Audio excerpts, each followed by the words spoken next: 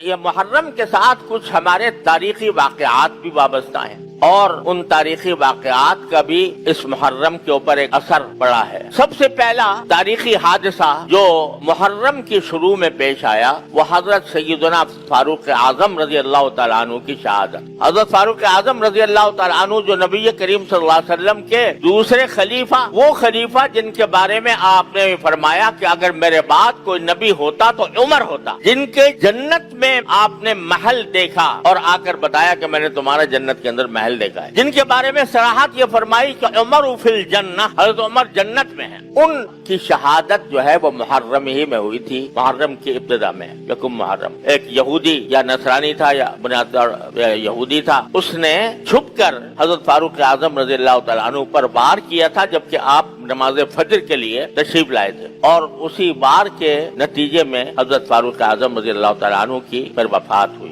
یہ افسوسناک اور اندوہناک اور ملت کے لیے عظیم سانحہ وہ اسی محرم میں پیش آیا۔ پھر دوسرا عظیم سانحہ جو خاص عاشورہ میں پیش آیا وہ سیدنا حسین رضی اللہ تعالیٰ عنہ کی شہادت، نبی کریم سرور عالم صلی اللہ علیہ وسلم کے نواسے، جن کو آپ نے جنت کا ریحان قرار دیا، جنت کا پھول قرار دیا، جن کے بارے میں آپ نے فرمایا کہ اہل جنت کے نوجوانوں کے سردار ہوں گے، اور جن کی ساتھ آپ نے محبت کرتے ہوئے فرمایا کہ اللہ میں ان سے محبت کرتا ہوں، جو ان سے محبت کرے اللہ آپ بھی اس سے محبت کرے، وہ سیدنا حسین رضی اللہ تعالیٰ عنہ۔ وہ اسی عاشورہ کے دن ظالمانہ طور پر ان کو شہید کیا گیا، وہ شہید مظلوم بنے اسی عاشورہ کے دن، اور اس کی وجہ سے یہ بھی ایک فضیلت ہے حضرت حسین رضی اللہ تعالیٰ عنہ کی کہ اللہ تعالیٰ نے ان کی شہادت کے لیے عاشورہ کا دن منتخب فرمایا، جو ایک مبارک دن تھا۔ بعض لوگ سمجھتے ہیں کہ عاشورہ کی جو فضیلت ہے یا اس کا جو تقدس ہے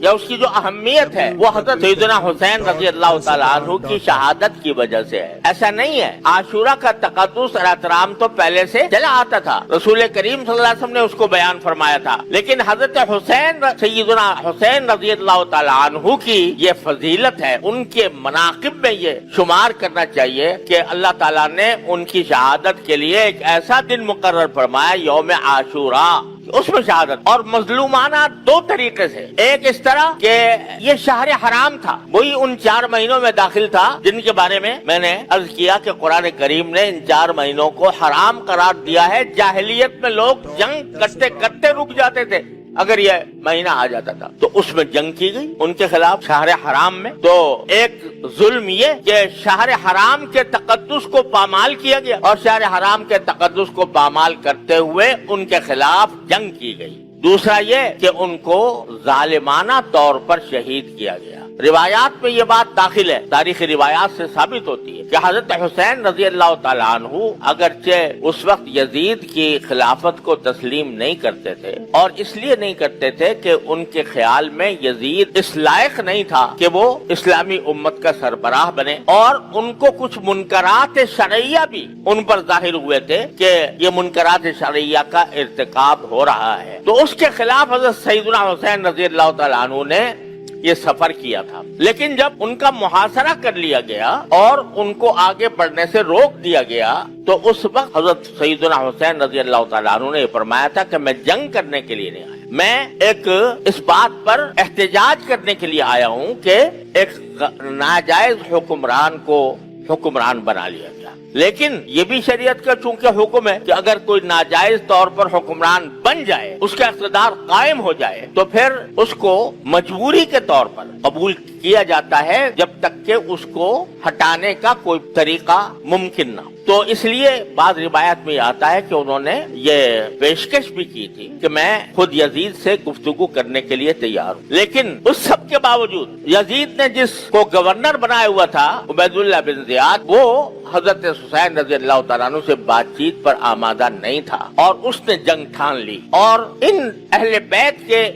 اس قافلے پر اس نے حملہ کیا۔ نہ صرف حملہ کیا، دریائے فرات جو قریب بہتا تھا، دریائے فرات کا پانی ساری دنیا کو سیراب کرتا تھا، اس کا راستہ بند کر دیا تاکہ ان کو پانی نہ ملے۔ تو یہ ساری ظالمانہ حرکتیں عبید اللہ بن زیاد نے کی، اور پھر یزید نے اس کے اوپر کوئی उसके खिलाफ कोई कार्रवाई भी नहीं की। इसलिए हजरत हुसैन रज़ी अल्लाह तआला अन्हु की शहादत मजलूमाना शहादत थी। उनके खिलाफ जो कार्रवाई थी वो जालिमाना कार्रवाई, और उस जालिमाना कार्रवाई की वजह से हजरत हुसैन रज़ी अल्लाह तआला अन्हु की शहादत का वो अलमनाक सानहा पेश आया जिस पर जितना गम का इजहार किया जाए कम है। लेकिन हजरत हुसैन की शहादत उनकी मनक़बत है, उनकी फजीलत है जो अल्लाह तबारक व तआला ने उनके लिए, मरना तो हर एक को होता है, लेकिन एक तो शहादत की मौत अता फरमाई, और शहादत की मौत भी मुहर्रम के आशूरा में 10वीं तारीख को मुकर्रर फरमाई। तो ये फजीलत है हजरत सैयदना हुसैन रज़ी अल्लाह तआला। Social media